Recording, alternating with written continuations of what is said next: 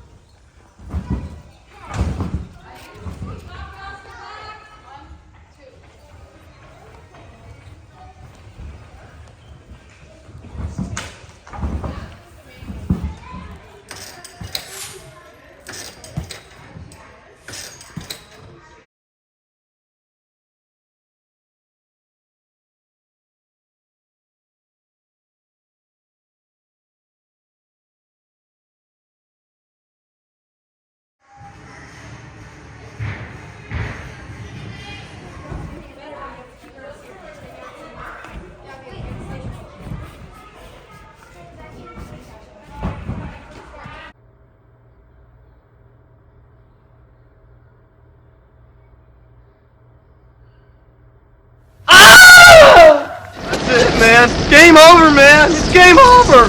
What are we gonna do?